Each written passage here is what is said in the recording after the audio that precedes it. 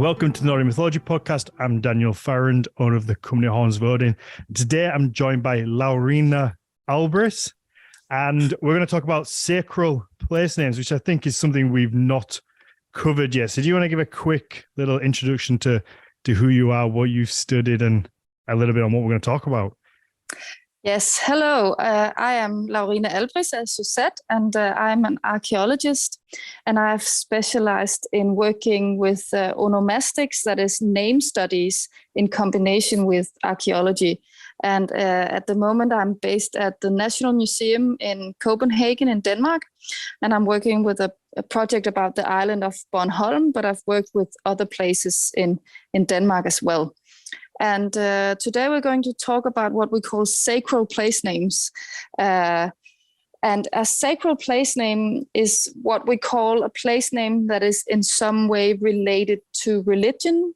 And then, of course, today we will talk mostly about place names that are related to pre-Christian religion, but a sacral place name could also be related to Christian religion or any other type of religion. Mm-hmm. But we have quite a lot in Scandinavia of place names that reflect pre-Christian religion in some way. And of course, these are a very great source to our knowledge about the religion and how it was actually tied to the landscape and to real life people, because the place names are a type of source material that is detached from the written sources. They're out there just being tied to the landscape and a product of people talking about their landscape and naming places in the landscape. Mm-hmm. So in that way, it's a different insight into the religion than we get from, for example, Old Norse texts.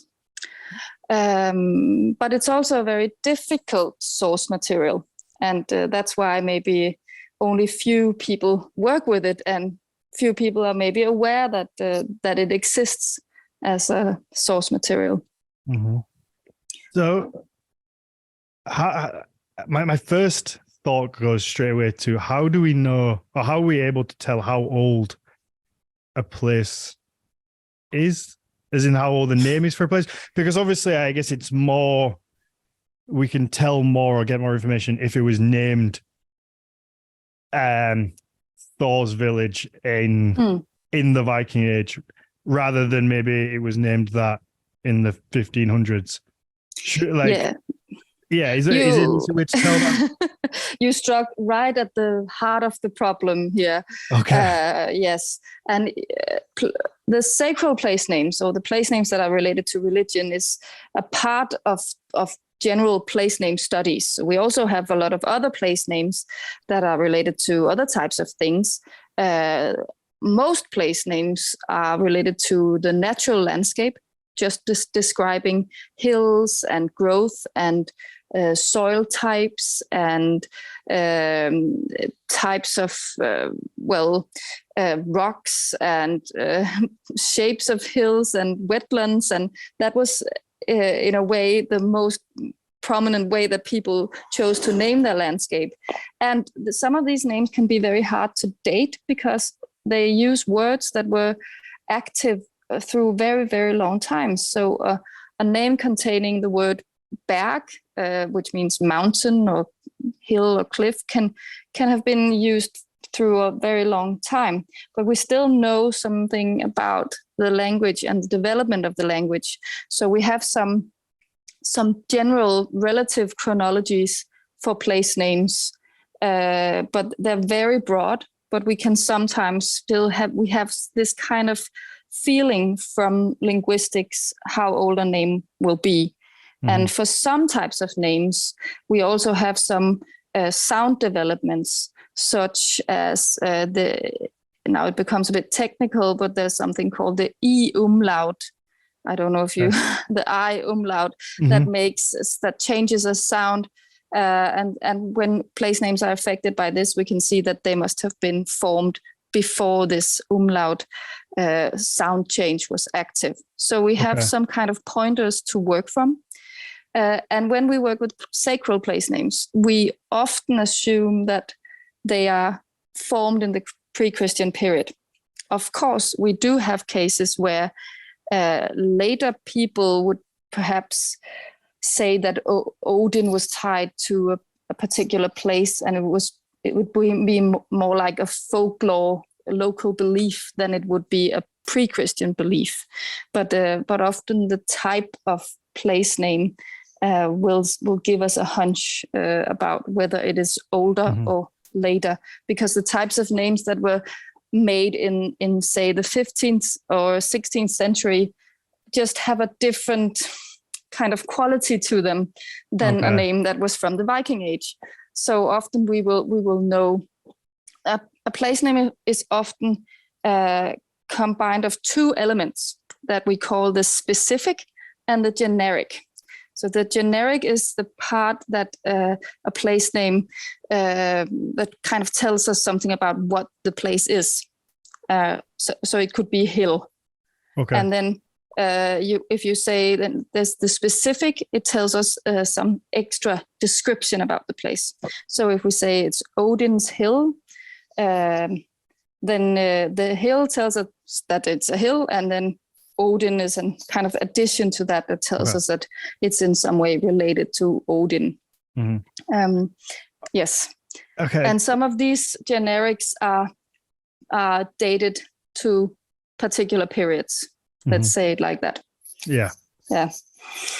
Okay. So, because in my mind, when somebody says a place name, I automatically went to a place as in a village or a town, but I'm guessing it's not limited to that. Could be like a village or a town, but it's also, like you said, landscapes, hills. Yes. So we have we call them name classes, and a village will have what we call a settlement name. So any kind of settlement, it can also be a town or a city. They will have settlement names.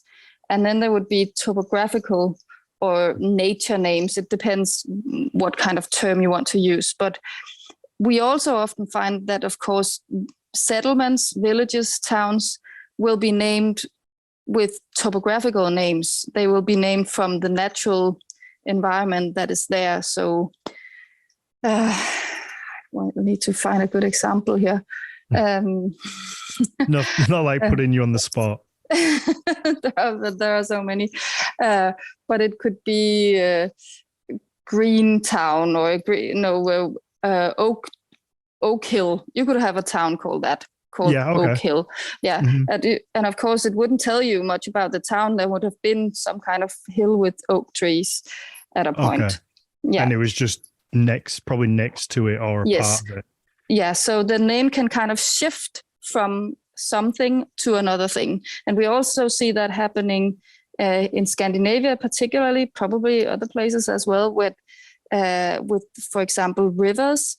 Today, most of the Danish rivers have names from towns or settlements, but we know that before they would have had their own names. Okay. So I live in Lejre in Zealand, actually, and we have a settlement here, a village called Gevninge, and but we actually know that it was originally the name of the river, but now the river is called Gevninge River, but it's had its own name restored to it, but now it's like the settlement name. So there are these weird shifts in the landscape. Okay. So names work in a very complicated way, as you can hear. I imagine that gets very confusing for someone like you. It's easier in Britain, for example. You have a lot of languages coming in to the areas, so sometimes it's easier to date because you can see whether it's a Germanic place name or if it's a British place name or it has some kind of French influence. So all these different language influences I don't know if it's easier, but it would be a different case. Whereas in Scandinavia, we only have one language for a very, very long time. Yeah. So it's harder to date the place names. Do you have anything like the Magna Carta? Because I guess we had the Magna Carta in 1066, which No, not the Magna Carta, the Doomsday Book. Yeah, the Doomsday Book. Got my books wrong. The Magna Carta is the law one. The Doomsday Book. Yeah. Is there an equivalent to that? Not as early as that. Okay. The Doomsday Book can be an inspiration to us in Scandinavia because we can see how some things were done and how also some kind of names would behave. But we don't have that kind of administration. We have in Denmark, we have a registry of property from 1231 from King Valdemar. And I think that's one of our best early sources. But we do have some sources from already the 10th, 11th centuries, but they're very few. So those places that would be named in those sources are only the very, very important ones. So we have a good example with a sacral place name. I will go into one of them now. So we have Odense in Denmark. It's pronounced in Danish. It's an impossible pronunciation, but Odense, you could also say, it is actually an old word, Odin's we. And we can see that because the earliest sources are already from the 10th century, and it's spelled Odin's we. And we is a word that means sanctuary, and we find that in place names. So it means holy or sacred. And we have them actually in quite a few place names all over Scandinavia. And in Denmark, it's particularly tied to the name of the god Odin.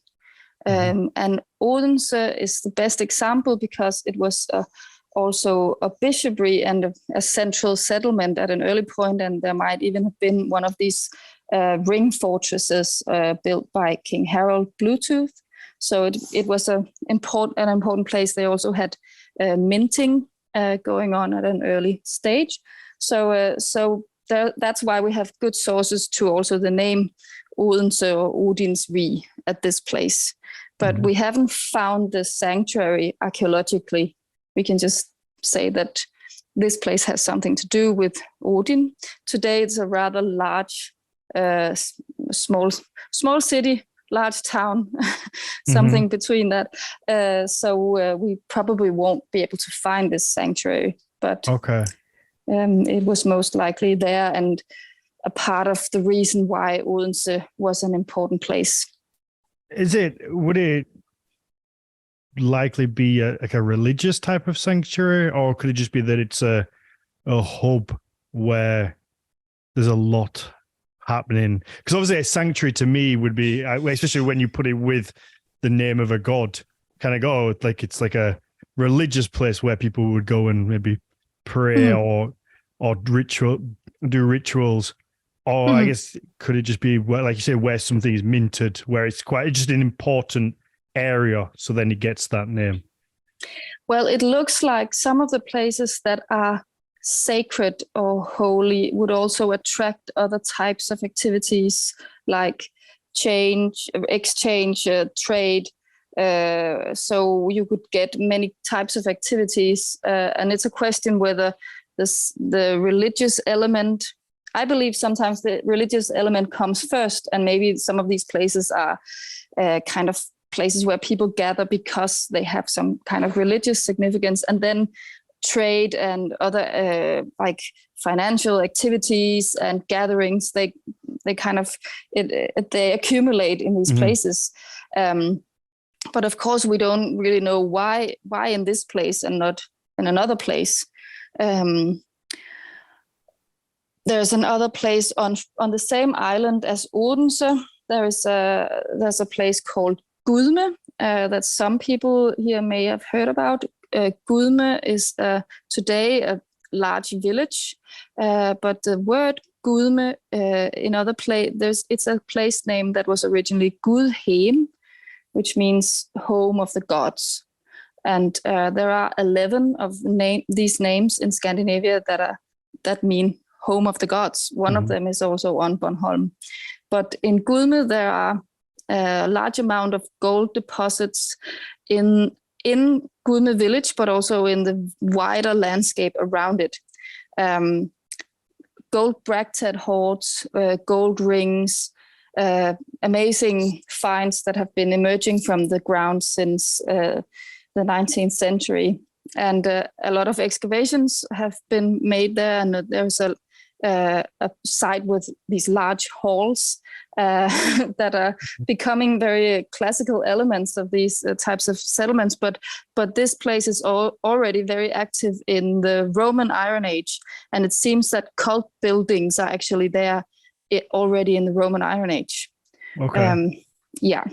And that's actually a bit controversial, because we thought up until maybe a couple of decades ago that they did not have cult buildings. They had like natural sanctuaries, like Tacitus says, or Adam of Bremen's description is also talking about a tree with people hanging, and of course there's a hall. But is there particularly cult buildings? Of course, more famously in Ubåkra in Sweden, there's also been a cult building excavated, and that also goes back to quite an early date. So it seems that some of these very, very central places where a lot of people come and there's a lot of wealth, that they could have cult buildings at an early point. And this, now I'm returning to a question about what is a sanctuary, because that's a very good question. When we look at an element like V, we know it means something holy or sacred, but that meaning, of course, is it's a very wide meaning, and a meaning of a word like that could also have changed through time. We're looking at a very long time perspective. In Sweden, they've actually had some excavations in relation to places that are called V. So there's one called Götavi, which means the V, or the sanctuary of the Götar. So that's a people, a group. Another place called Ullevi, which is the name of the god Ul. And there's one called Frösvi, which is the name of the god Freyr. And the excavations in these places have actually showed some very different types of localities. Of course, would we know that this was the only sanctuary in that area? We can't really know that. But the Ullevi site is some kind of stony structure. The Götavi one is quite weird, actually. There are like 9 stone paved areas where it seems that some kind of maybe blood sacrifices were made. And Frösvi is more like deposits in a wet area. So, and they're much earlier than the others. Even though even though we have this word V that means something holy or sacred, it's not like you could go and draw a picture of what is a V, because maybe every place had their own kind of V, their own kind of sacred place. So it's not necessarily some kind of template that what it should be. Okay, so that's my next question, actually. So is there like a correlation between the types of V and the god that they're kind of associated with? So like, would all the ones that are related to Odin, are they all a similar type? And the ones that are to like Frey, are they like all like in wetlands? Like, is there that kind of correlation where you could then say, oh, well, this V is maybe like this because it's something to do with the god, rather than maybe that's just how the people in this area decided to make their sanctuary? That is a very relevant thought. The problem is that we haven't had enough excavations or places where we found places that could be ritual in relation to the right kinds of place name elements. So if we could go out to all the places that were called something with Odin's V, and find the spot and excavate it, then we might be able to say something about that. But we would also have to compare them then to places that are called Frösvi, and it's sadly, archaeology doesn't work like that. Yeah, do you know how frustrating that is? So yeah, it's really frustrating. For somebody like me as well, that's like not in the scholarly academic world. I was talking to a friend about this the other day, about how, as an outsider, I know better now because I've done this podcast long enough, but like he's not into all this kind of stuff. He's just a friend of mine, and he was kind of the opinion that I had when I first started doing this, that you just assume that all these cool places have been excavated, or at least anywhere that is of interest has the money and funding and time and resources to just go and do it. Because you just kind of have this mindset, well, it's kind of important and it's cool, so surely there's this money pot that you can just go and do it. And when you find out that's not the case, and there's all these cool places that could be and should be looked at, and people really want to, they just can't. It's so frustrating, and you kind of get from like the outside perspective, you're like, but why is that not a thing? Why is it just not a thing where there's money put into that? Because we'd really like to know. But what we can do today is actually, as we have in Denmark, as you have in Britain, a very active metal detecting community. Okay. And they're very, they can often go out in areas and do searches. Of course, they can't excavate structures, but they can often give an impression whether there's something going on in an area. Because, you could have a place that was named after Odin, where maybe it was not a cult site. It could also be some place that they just had some kind of belief that some event happened that was related to Odin, some story they tied to the landscape, or so it's not necessarily a place where something was sacrificed or they did something particular. But you could do searches in these areas to see if there was some type of evidence that would emerge, and in the sites where this would show up, you could maybe send out what we work with a lot these days is geophysics.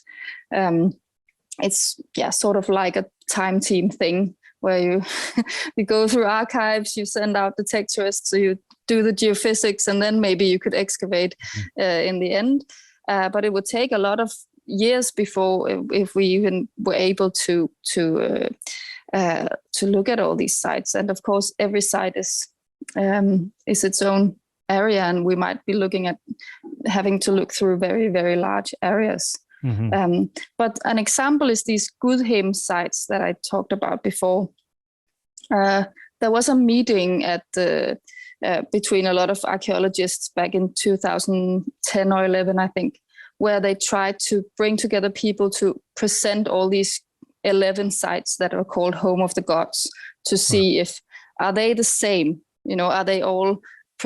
Do they all show the same kinds of features? And the result was that no, some of them are small and some of them are bigger, but they all seem to have some interesting perspectives and some kind of important activity. Later, in these later years, more material has emerged from some of these sites that actually show us that more is going on that we maybe thought back in 2010. But whereas the Gudme place in Fyn, the one I talked about, that is actually, it was kind of that place that started the whole interest in Gudheim names, because it has so much gold and so much archaeology. Up in northern Jutland, they have two of these places, and the eastern one seems to be tied to some kind of large and quite weird burial site. So it's not necessarily the same kind of settlement. It's a burial site where something special is happening. So the site might vary, even though the words are the same. Yes, so that makes it a bit more confusing. Then there's another problem. We also have some words that can be sacral, that can have a religious meaning, but can also just mean something completely normal and natural. So a word is hag or hörg, which in Old Norse texts is is a ritual site. It's used in the text to describe some place where some sacrifices are made. I think it's in the poem Hyndlujud, where I'm not very good at pronouncing the names of all these texts. But there's a stanza that describes how the stones are colored with blood and become like glass, and that has made people say it's called the Hag or the Hag, and the Hag is also a place name element, and it means just stone or pile of stones or stony area. But it is also found combined with names of deities. So Thor's Hag and Odin's Hag. So it's clearly also a cult site type, but sometimes it's also just some stones. So when is it a ritual pile of stones, and when is it just a pile of stones?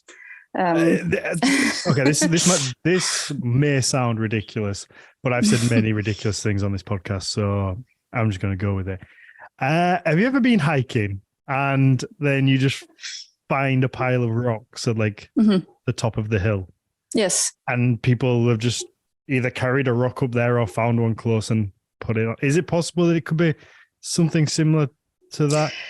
Yes, maybe places like that could. There's a particular word for them in Norwegian. I forgot what it was right now, but it'll come back in a second. But it's it can be in Norway. They even use the words for hag or herg for mountain. So. But we had an excavation I wasn't a part of it, but I've worked with them on interpreting the site in southern Jutland in a place called Hareby, and that is actually Hagby, and by is a Scandinavian word for settlement or town. And there was actually a Viking hall and a small building, and then this immense pile of stones next to it. And this immense pile of stones is very similar to what we also find next to the hall in, for example, Leira, and in a place called Järstad in Sweden. So it seems that there's actually a pattern that these hall places where there are Viking Age halls also have huge piles of stone next to them. These stones are often burned stones, so they've been used for cooking or brewing or something like that. But it might be that this is actually the Hag. This is what I think is, potentially a solution to this word, but it might also have changed over time. So it feels like maybe just when you visit, you just leave a stone there. It's not. It's kind of I know that it's not. Yeah, I know what that is. It's a different thing. It's called in Norwegian a vade, where you have these stones piled on. When you go on a hike and you get to the top of the mountain and you put your stone next to all the other people's stones. Well, could that not be the similar thing in this case of like the people who visit the hall, maybe they leave a stone Their behind? Stone? That might be. Yeah. If they've come from a distance or whatever, it's just like we all have our strange little traditions, I guess. And it's just like a thing that you just leave your stone behind and it just piles up. And I guess I was thinking maybe the places that have a god attached to them. And I guess pilgrimages, like maybe they're not the right word, but like you go and it's kind of like you leave your thing behind as like a memento of you going. Yeah, I think there must have been some element of religious travel, we could call it, if we don't want to use the word pilgrimage, because it's loaded with another type of meaning. But I think there has been some sort of, even within your local area, you would maybe go to the hall where the leader was giving a feast at Christmas or Yule, as it was called, the midwinter feast, and you might bring something for it.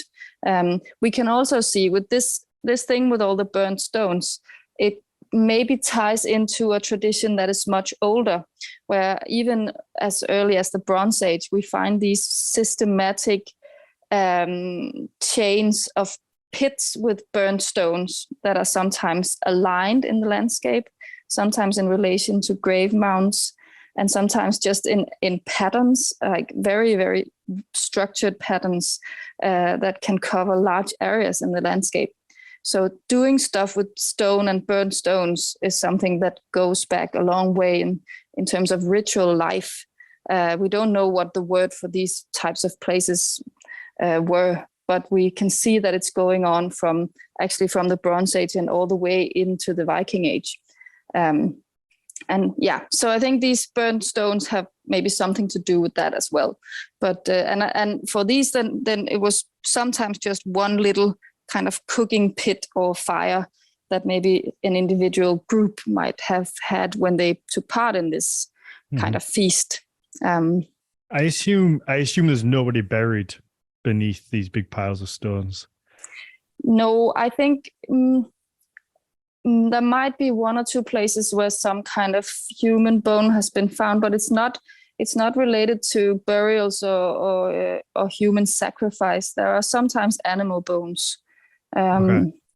But they might, these are pits with fired stones. They could also appear in burial sites, maybe because they're often everywhere, but not necessarily systematic like this. That's only in special places.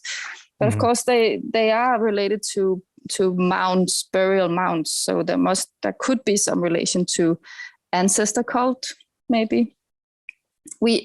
I'm sorry, people get frustrated when they talk to archaeologists because we often are like, we don't know. it's weird. But couldn't you do this and this to try to figure it out? And like, we're trying, but it takes many years, and we need to find a new site where we can look at it from a different angle, and then we kind of get the key to how we should interpret them. So yeah, I've been doing this long enough, and I think people have probably been listening to this long enough now, where usually you can tell the people who are very, not necessarily just good at their job, but are very much kind of into what they do. You won't, unless you're 100% sure, you won't say it's this, because it's very easy for people to sometimes just go, oh yeah, this is the answer, but it's not. And so many, particularly like, most of the scholars that we have on are always of that mindset. So people hear that, anybody who listens to this podcast has heard that 100 times. It's not, but again, it kind of outlines the position you're in and how serious you take it, that it's not a case of we're just going to guess. We have to know 100%, or we don't know. It could be this, maybe, but it also could be this. And that means that people are getting the honest truth. I'd rather that than you kind of just make a guess and then it not be right. So, but it's a problem because you get to a point where you've worked so much with something, and then you're just like, I actually don't know anything about this, because it's everything we know is so feeble, and that's it's sad to say it, but still we are finding out more all the time, and with some things we are actually moving forward. And especially because there's this cooperation between metal detecting and the development of geophysics, and of course a lot of excavations happening because there is building going on everywhere. So we are advancing with some things. And I think this looking at the sacral landscape and these types of place names and having an awareness about them is a very good way to use this kind of archaeology in a more focused way. You know that there's some indication of something in this place, but you of course need to believe in the value of the place name. And there's been some kind of skepticism from archaeology in some years, but that's loosening a bit now, because there are so marked, there's so much evidence of cultic and ritual behavior now in archaeology that we can't really get around it, even though it's hard to interpret. Okay. Yeah. Oh, what about popularity? Because am I right in thinking there's just a huge number in favor for or places named after Thor than say for Odin or any other god? And what do you think we can learn from that and the reason why? And that's one of the most interesting things about these place names. So we have some place names that contain names of gods or deities, and we can see differences in areas for where these different deities were most popular. So, for example, Odin is mostly represented in place names in Denmark and Sweden, and there are some in Norway, but not as many. In Denmark, we find place names with the god Tyr, but he's not represented in Sweden or Norway.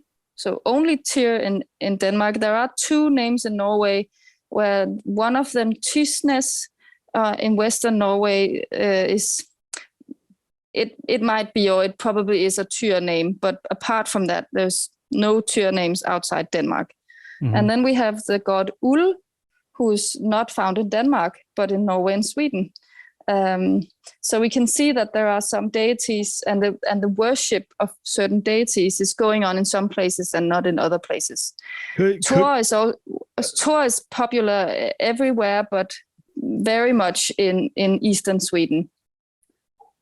So could Ul, because of the landscape, I guess, is he, I don't know how accurate it is with him being associated with skiing and that kind of, and Denmark's quite flat, isn't it? He's so probably not a kind of Danish type of god. No, that has been, But why Tyr is mostly represented in Denmark, that's a different discussion. But Ul seems like a forest god and skiing god, and probably not something that was so relevant for Denmark even back then. So so what's the percentage in favor for the Thor? Or I don't know if you know that, or if there's I guess. No, I haven't really made calculations, but I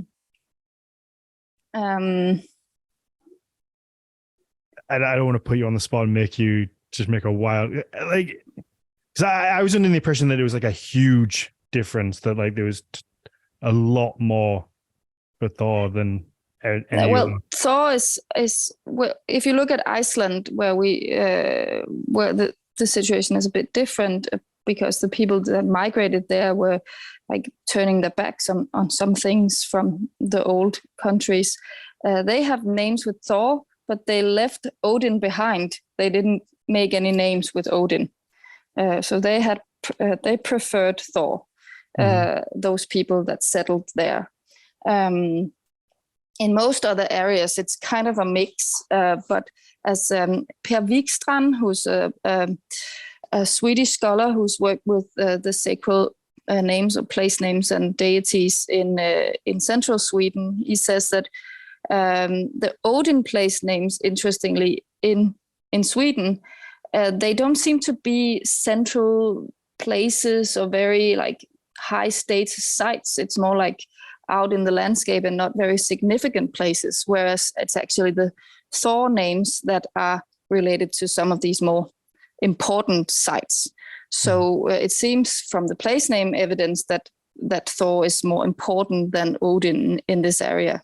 And it's different in Denmark. That's actually here Odin is tied to some of these central sites, but he's also found in just names for hills or even streams, little small water streams. So Odin is not only tied to the elite, or at least elite sites. He's also somewhere out there being related to other things in the landscape. So it's quite complicated, actually. How do you estimate whether a god was popular also because the source situation is different in the different areas. So some places you might have very early recordings of names, and in some places they only started writing something down in the maybe 17th century. The reason I asked was because now, it's been a long time since I've read this, but I remember reading an article by Terry Gunnell on the idea that Thor maybe was the head of the pantheon rather than Odin, and this idea of how Thor is more aligned with, say, Jupiter and Zeus.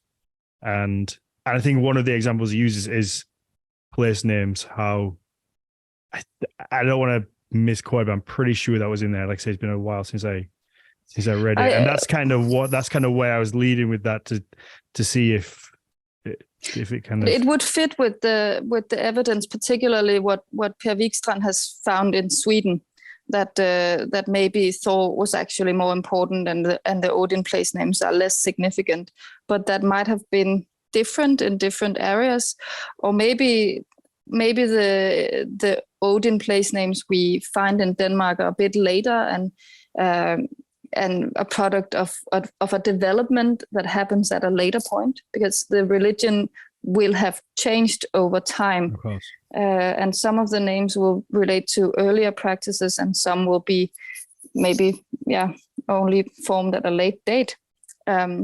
So I think you could maybe take some of the names to point in that direction, but I think it would be different for the different areas.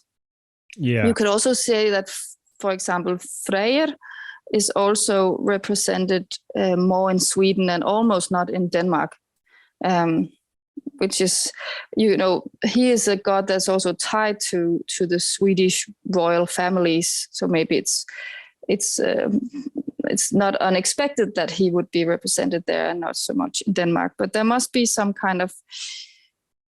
It's also Terry Gunnell, among others, who's saying that the Old Norse religion is not one unified thing. He has this paper also called Pantheon. What Pantheon? I think, where he says, there's not like this group of gods and then they were just distributed. It's actually kind of a patchwork that we're seeing, and the place names give a good insight into this. Another one who's worked with the place names, of course, we should mention here, is also Stefan Brink.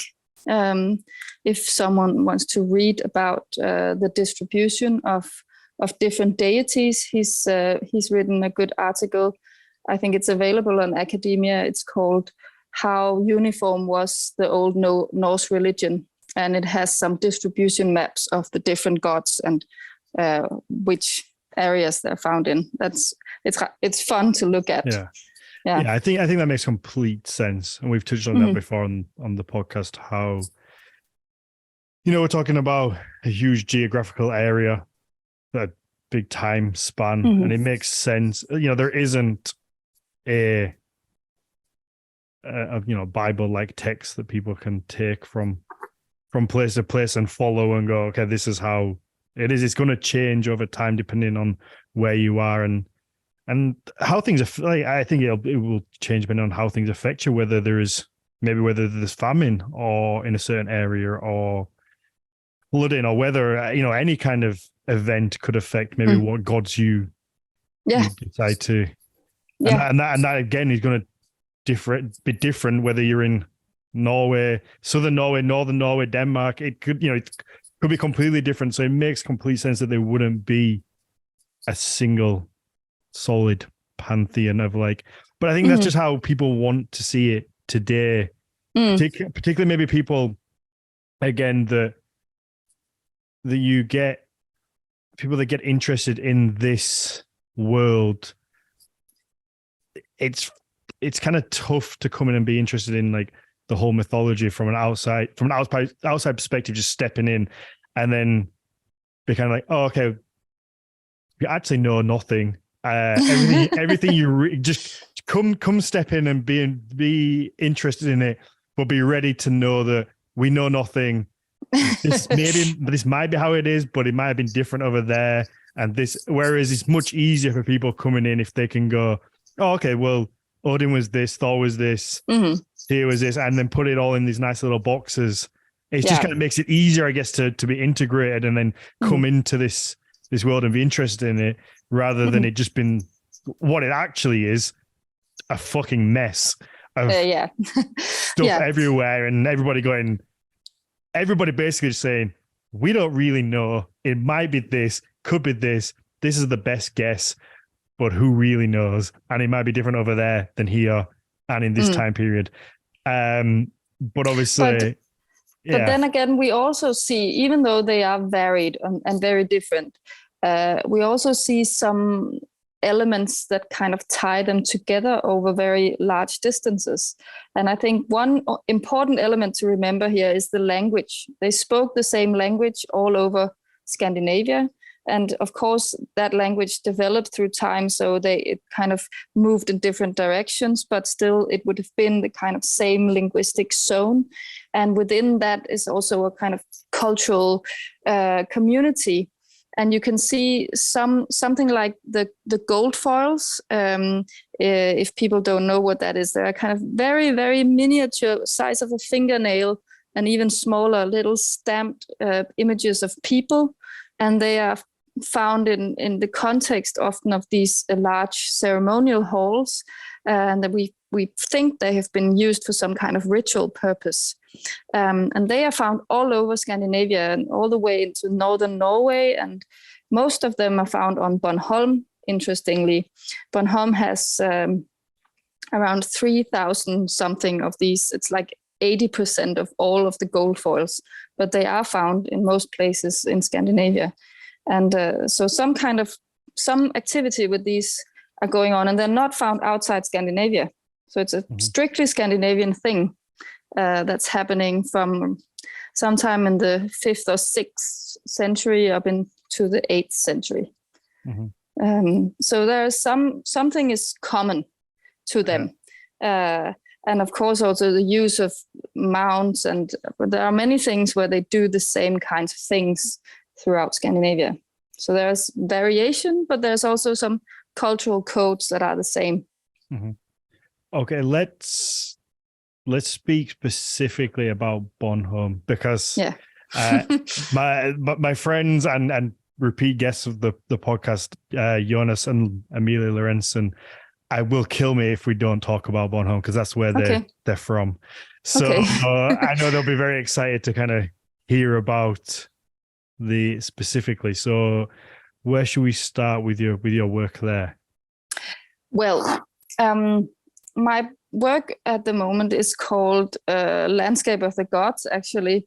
And I'm trying to look at Bornholm as a case study to try to see if I can, so many of the questions we've been talking about here, it's turned out to be very difficult, even though the archaeology of Bornholm is very good. But Bornholm is a good place to try to see if we can draw out some kind of essence about a religious or ritual landscape. One of the reasons is that Bornholm is this hub for these gold foils. The most important site for gold foils and for Bornholm's Iron Age is a place called Sorte Muld. It means black soil, and is named for its black soil. There's so much very, very blackened soil and so many objects in the ground. But Sorte Muld is actually just a center in a kind of very large complex of settlements that are surrounding it on the northeastern part of Bornholm. And it's actually, it looks a lot like the place I mentioned before, Gudme, that's on Fyn, and it's active in the same period. And they have some very interesting parallels, these two sites, also with some other sites. One of them is Helgö in Sweden, that actually means the Holy Island. So these types of places with a lot of gold and activity going on, and a very blackened soil that's coming from a lot of human activity. I think they might be, this is now my theory about them, so I don't know what other people think. I think they are places of some sort of religious travel or pilgrimage that then also become trade centers. So I think they are important as religious centers, and as we also know from, for example, classical Greece, when you have people coming for religious reasons, they also bring sacrifices and they bring money and precious objects, and then you suddenly also accumulate wealth. So these things are tied together. Could there be like a chicken and the egg type situation, Yeah, though, with definitely. which one would come first, whether it's the trade salmon and then the religious? Or I was just wondering whether there was like a way that it normally happened, whether it would be like the religious first and then. And with Sortemul, we don't know what the name of Sortemul was. There's a place in Bornholm that also is called Home of the Gods. It's Gudhjem. It's just but that's not. It's in the same district as Sortemul, but it's in another end of the district. So it's weird because it should be Sortemul. If we would kind of work from our classification system, it should be that place that was called Home of the Gods. But in Bornholm, it's in a different area. And the weird thing is that around Sortemul, we have difficulties actually finding the burial sites for the local people, or there are not so many burial sites. But if you move a little bit west up towards the Home of the Gods place, Gudhjem, then there are a lot of burial sites. And there's another place not far from Gudhjem that I'm researching at the moment. It's called Agerby or Åkerby. And there's actually a hall and also gold foils. It's a smaller site, but it's a large wealthy farm or large magnate's place maybe. So maybe it's a residence of someone. I'm not as brave as to say this is someone controlling Sortemul, but something is going on in that part of the district as well. And that might have relation to this Home of the Gods place. So we also need to move beyond the individual sites and see the landscape as a connection of many types of sites. Mm-hmm. Could the Home of the Gods be like a burial site where you would want to be buried there? Because what we see also at Home of the Gods, Gudhjem, is the landscape there is very. There are some very steep rocks coming down towards the water. It's on the coast. And today, a newer name for some of the rocks is actually the Helligdomsklipperne, which means the sanctuary rocks. But it's a later Christian name. But maybe some of these, they are like these rocks that are standing out in the water, very, very tall rocks. Mm-hmm. So there might be something about that very special landscape at that place that made it into Home of the Gods. And maybe there were rituals going on that we just haven't identified.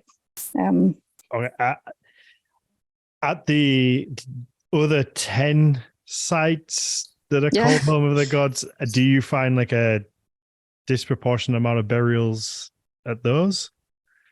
As I said, there's one in northern Jutland that has a very particular burial site, but some of them had become convents later on, and so they're very, very different from each other, actually. Okay. So, yeah. I was wondering because it would kind of make sense, the idea, it's called Home of the Gods.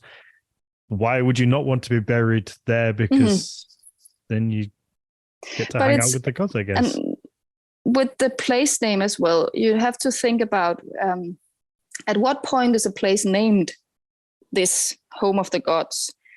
Did they just come into the landscape and say, oh, here the gods are dwelling here, let's name it Home of the Gods, and now it's and then we'll make a ritual site? That could have happened. There are, at least in Greek myths, you sometimes have a story about the Athena planting an olive tree or something like that, and then saying like, here is my sanctuary. But that would just be a place where they would say, or have a reason or some kind of myth that would explain why is the sanctuary here in this place. I think Apollo, he killed the python at the place where the Delphic oracle was at a later. So there would be these kinds of myths that would tell you why is the temple at this site. We don't have those stories, but I think maybe they would have been there.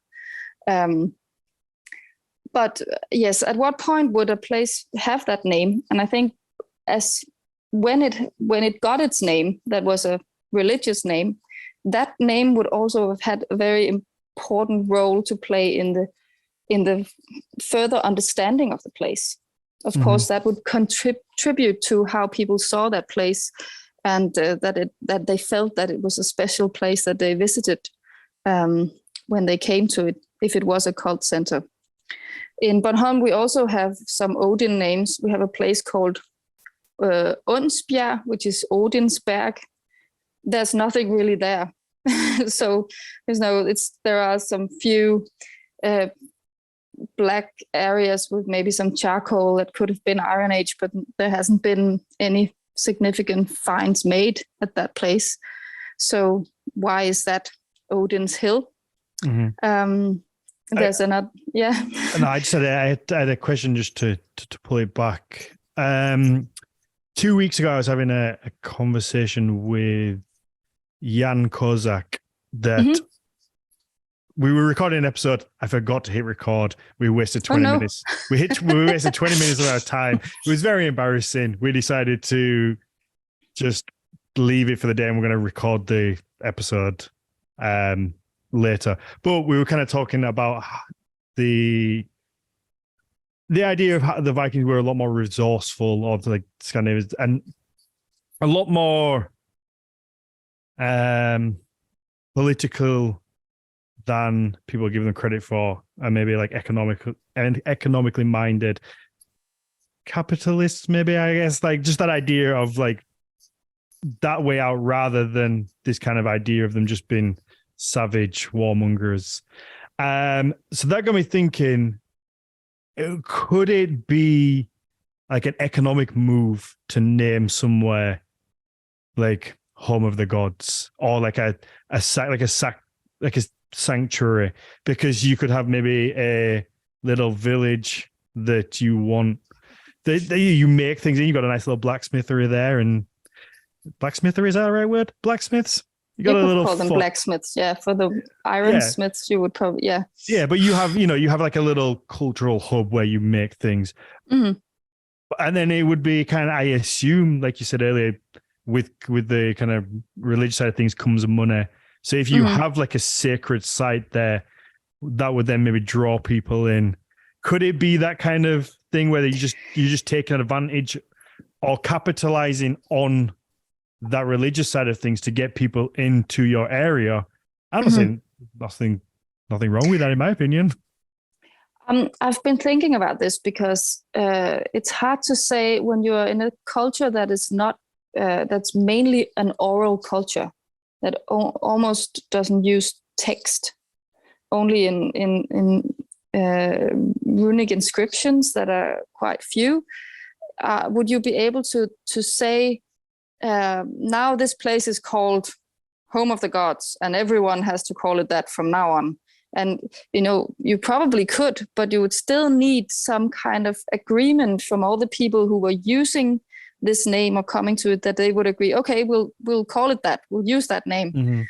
I guess unless you were like, oh, I saw Odin, or you, I mean, because people, I think people never change. I think whether it's now or 1,000 years ago, and it might be the skeptic in me or the cynicism, that I wouldn't put it past somebody.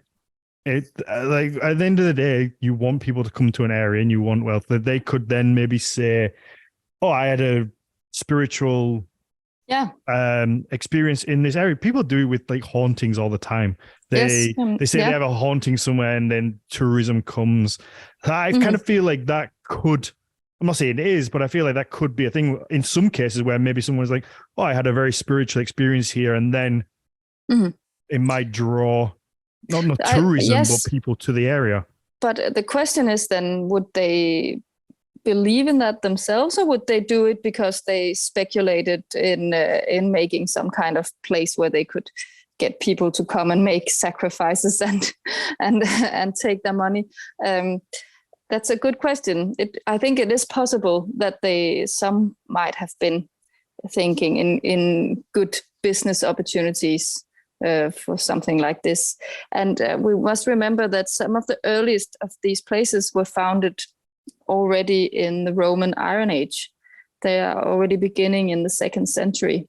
Okay. And these people who are founding these places, they are quite well acquainted with Rome and all the sanctuaries that are found in the Roman area and along the Roman borders, and the kind of mixing sanctuaries that are found in it. So I'm actually agreeing with you and Jan here, because I think that we should think that they are much more aware and much better informed that we maybe think. So they have been out there seeing what was there, and then they come home and they copy at least some of the elements. And I think that's why we're beginning to see these cult buildings at these sites at this point, because they've, of course, seen temples, and they come home and say, well, we want something like that.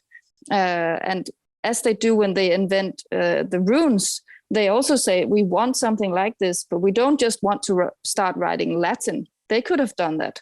They could just have used the Latin alphabet and they could just write with that, but they had to make their own runes, and they're kind of adapting some things. And I think they might have seen these cult centers and been inspired by that. Mm-hmm. Yes. Yeah, I feel like it. I don't know. I feel like it feels like such a modern idea to kind of like have. But then you had like snake oil sellers. Like there's been some form of like charlatan for a long time. Of course, there would always be. Yeah, it would make sense that they would be, and it would. And religion has always been something that's drawn people in. I mean, Christianity has probably done it better than anyone else, but most religions can, if you exploit it, you can kind of pull people in to an area or get people to do things they may not normally do. So yeah, it makes kind of sense. I'm not saying that all places would be like that, but it would, when they seem to be linked with trade, like high levels of trade, I guess some people might take that opportunity to exploit it. Yeah, it's a possibility at least. Mm-hmm. And it also seems that if we work from the idea that this home of the gods on Fyn, that was the earliest one, at least as we can date it archaeologically, then maybe some of the other places have actually been named after that one, because they've seen that was a successful place and they maybe wanted to make something like it. I think the motivation for doing that could have been, well, it could have been to economic gain, but it could also be because of the religion or some, I don't know, they could have had many reasons for doing it. Yeah. And it probably is that. It probably usually everything has multiple reasons. It's rare that there's ever like one specific motive. Mm-hmm. There's usually like, it's a complex mix of all these different reasons as to why most people do anything, I guess. Mm. Yeah, but returning to these names of gods in place names, I think a very important takeaway from them and their presence in the landscape is that they're actually our evidence that this religion was being practiced and not just existing in some mythical texts, but it was actually some people went out and had beliefs that Odin or Thor or Freya was in a way tied to places in the landscape, whether they were these large cult sites where a lot of trade and other things were going on, but also just sometimes a local hill or tree or anything in their local landscape. So the religion was actually in all kinds of places. Mm-hmm. And I find that interesting and something we should maybe look into a little bit more. Also being interested in, for example, Odin, he's of course in these central important large places, but there are also these weird little places where, like, what is that representing? And are they older names? We have we're back to Terry Gunnell here. He's also described how female deities are tied to water, but we also find water names with male deities mainly, actually. We have fewer female deities represented in names. They are harder to identify, but they're also not as present. And that's one thing. And the other thing is that a lot of these bog and wetlands we have sacrifices in from Iron Age and up until the Viking Age. They don't have sacral place names. It's very rare. There are some few that have sacral place names, but it's actually not very common.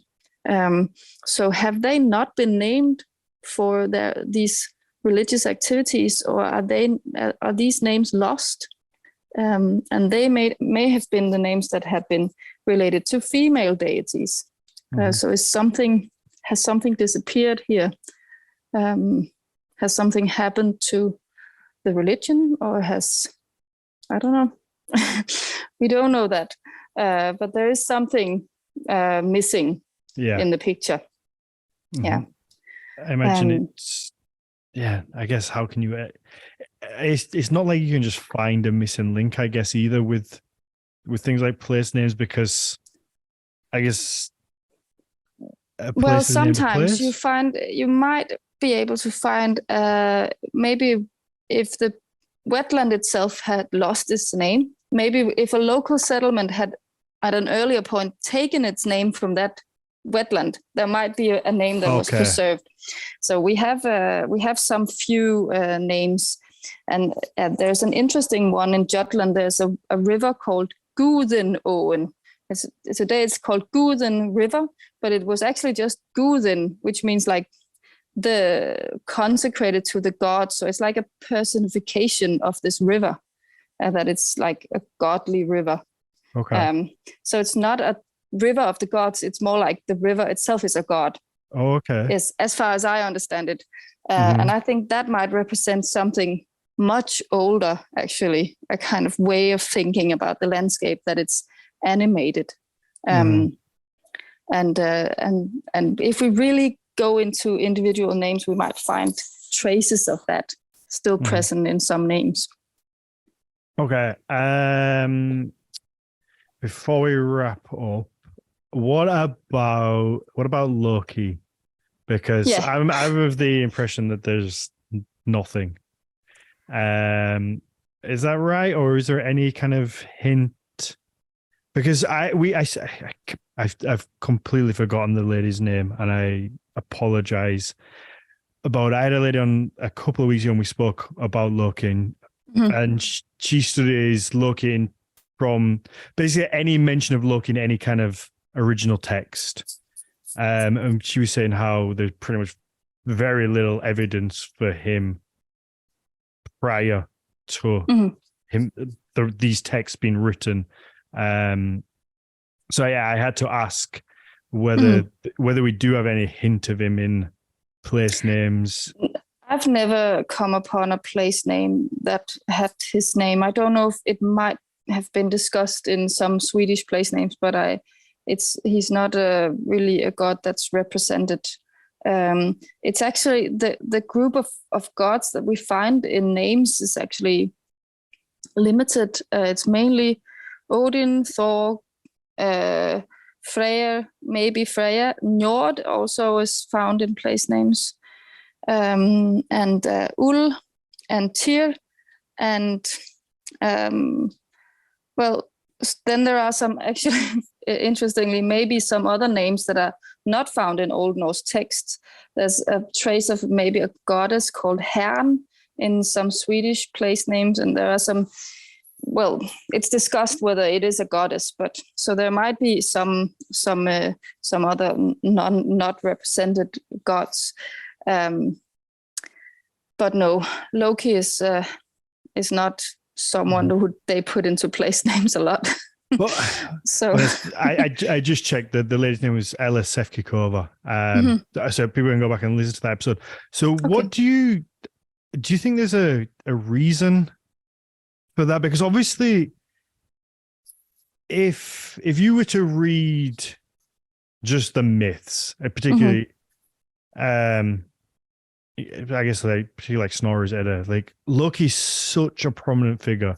Like he's a huge part of that, of everything really that happens kind of revolves around him in some way, whether it's him playing the tricks or leading to Ragnarok. So he's so prominent, but then for there to be like 0 place names feels very odd. But could it be because he's quite a negative figure? So why would you name a place after him? Or could it be that he simply didn't exist prior to these being written down, and he's more of a Christian influence, like devil type Satan figure who's added in? I think, well, these questions, whether he's a Christian influencer, that's kind of beyond my field of expertise. But I think maybe it shows that he's more of a literary figure, or like a figure in myths, that he helps bring the stories forward in the myths. But maybe he hasn't got a function in the cult as such. So the question here is also, is there a direct relation between myths and cult? Because how much do we know about the actual cult from what the myths are telling?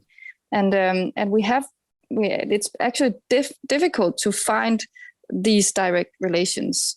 What is being done with particular types of animals? You might say, okay, there are a lot of sacrificed pigs here. Maybe it's related to Freyr and Freya because they were related to pigs.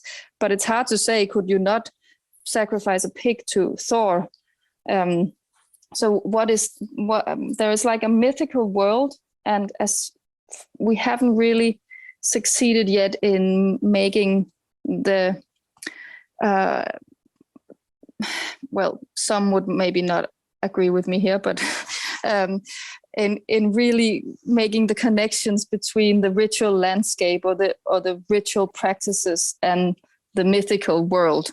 In some places, we do discuss these, for example, importance of trees in mythology, and would there have been these important trees in Uppsala, for example, or the wells. We do find wells that have been used to make sacrifices. But I think that what people did as a part of their everyday religion, and what they just felt was part of their ritual world, I think that is where the names come from. And maybe they wouldn't sacrifice to Loki.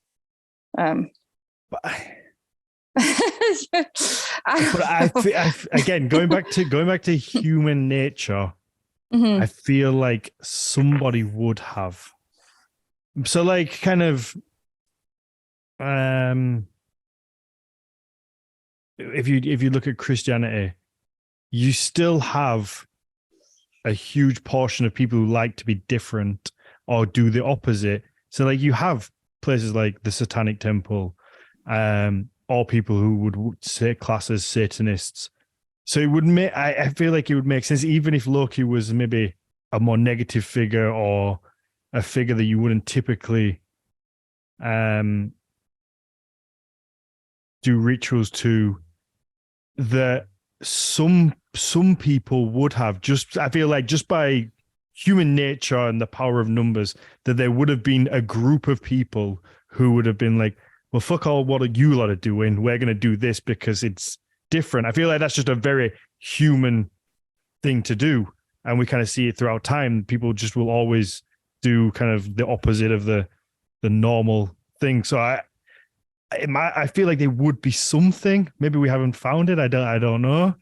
But it just seems even odd. If you could say that there could have been a Loki cult, then maybe it wouldn't have been a type of cult that wouldn't have made traces in place names. Yeah. But of course, you could have just a myth about Loki that would be related to some landscape element. So yes, it's true that in theory they could have been there.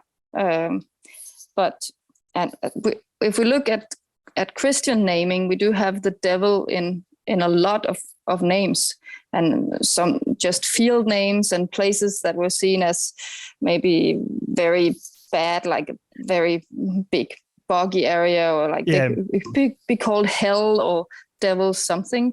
And in some places we also know that they replaced older names of deities with names for the devil. So they would kind of say this was Odin's place, now it's the devil's place. Okay. So but yes, I'm sorry, I can't answer your question. It's I was just curious whether you knew of any place that might be linked, because I do find it very fascinating that there isn't really anything prior to like the written side of things. Okay, on a purely personal side, what kind of names do we have in the UK or England in relation to the gods? Is there a lot? Because obviously there was a big population here. Yeah. For example, the Hag element that we have in Scandinavia, you have that too. There's a paper by Sarah Semple called Defining the Old English Hag. It's called HEARG. So you could, and they are sanctuaries often tied to it seems that actually in the Anglo-Saxon language, or these place name elements were tied to places that were already cult sites from the, for example, Roman or British period, or Romano-British cult sites. So they would have kind of attached that place name element to places that were already ritually active, which shows us that in their version of the language that word was already used for a kind of sanctuary. You also have warden represented in quite a few place names, and there's a place called Odensberg. It's today called Roseberry Topping, I think, in some place is it in Oxfordshire? I'm not sure, but you do have some of these deities represented as well, and some of them names are from the Anglo-Saxon period, and some are Viking names. Okay. Wonderful. Okay, perfect. Let's wrap this up, and then we're gonna. Is there anything else you feel we need to know? No, I just wanted to say I don't know if you have V names, but you could definitely go look for sacred place names in England. I will do that. Let's wrap this up, and then we can do our Q&A. So for people listening, we do a Q&A with our guests every week right after the main show, which is Patreon exclusive. We put them on our Patreon. They go up at the same time as the main show. So basically you're getting a bonus episode every week, and you get that for £3 a month. So that's 10p a day. And it's over at Patreon.com/Nordic Mythology podcast. And there's also the options to get the Storytime episodes with Jonas Lorentzen, where we read through a story or a saga and just have a good laugh. They're a lot of fun as well. And you get the whole back catalogue as well. So if you sign up now, you get all the old ones. You can listen to all the bonus episodes and catch up. There's a bunch on there. So is there anything or where people can follow you or find your work? Yes. I have a web page, but it's not very active. I sometimes post things on Twitter, and I'm making. I had a blog for my previous research project, but I will try to get better. You could try to look at laurinealbris.com. Then I will try to post when I have some more definite results from what I'm doing now. Mm-hmm. Can I add a little comment? Because I saw in one of the comments that was up here was that there were a lot of Viks in England, and that's true. But Vik, which is that means a bay. And that's actually a problem also with the Vik and V. They kind of mix up sometimes, so we can't tell the difference. But when there are many Viks, it's because it's a bay where it's a good kind of harbor site. So that's not a sacred place. It's more like topographical. Yeah. I took that comment as Dorothy saying UK is a country full of Viks, as in calling us all dicks. Oh, I thought he was just calling us all dicks. I thought it was a play on words of UK is a country of dicks. That's how I took it as. Maybe I took it wrong, but I feel like maybe that's what he was saying. He can confirm in the chat. But yeah, if you enjoy the show, please leave us a 5-star rating, positive review wherever you get your podcast, and obviously you can just follow us at Nordic Mythology Podcast on Instagram, Facebook, everywhere else. But yeah, let's jump over and answer. And questions. thank you for this. Yeah, it's been a lot of fun, and you're going to come back, and we're going to talk about people's names. Okay, yeah, we can do that. Oh no, that did mean the bears. That's just the yeah. It's the cynic in me. No, it's my fault. You were right. I was the cynic. I was the cynical one, assuming he was just calling us all dicks. So that's my bad. Oops. Yeah, we're going to talk about people next time. Yeah, people and what their names were. Yeah, we Wonderful. can do that.